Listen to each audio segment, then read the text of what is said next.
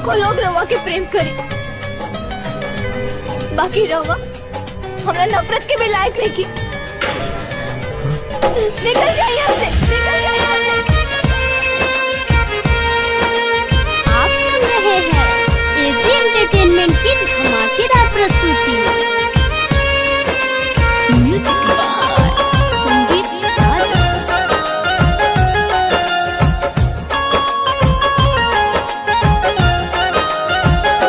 कौन नजरे लगैलस रे,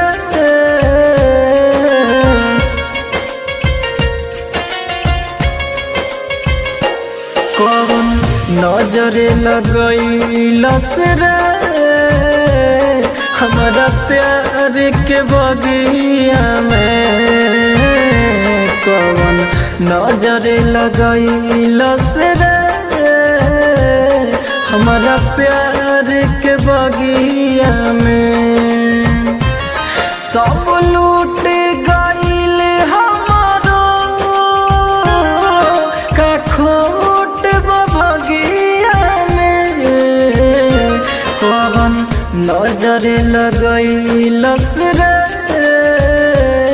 हमारा प्यार के बगिया में। कौन नजर लगैलस रे, हमारा प्यार के बगिया में।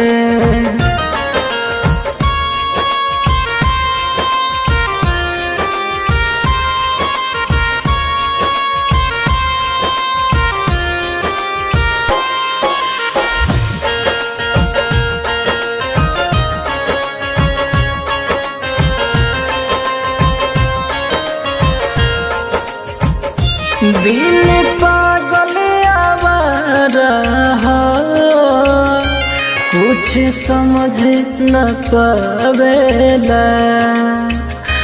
कोई दिन लगी अब तो घर फिर से सजावेला।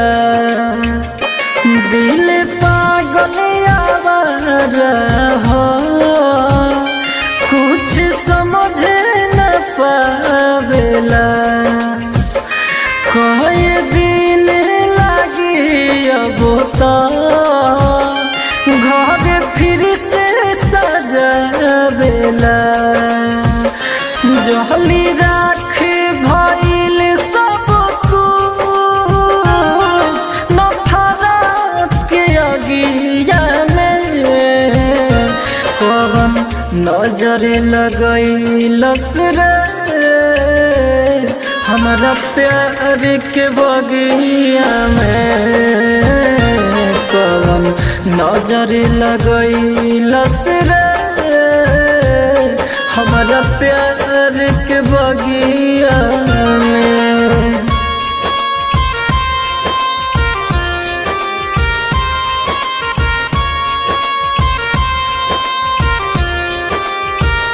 Mix by AG recording studio.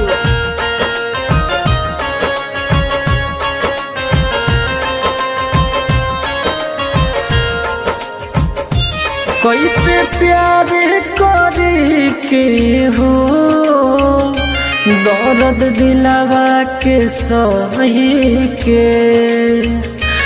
उता छोड़ गईल हमके, खुद आपन कही के।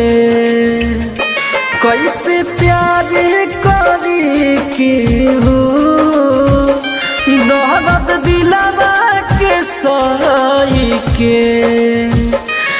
उता छोड़ गईल हमके, खुद आपन कही के।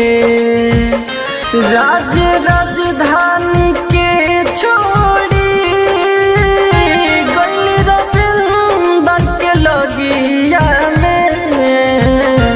कौन नजर लगैलस रे, हमारा प्यार के बगिया में।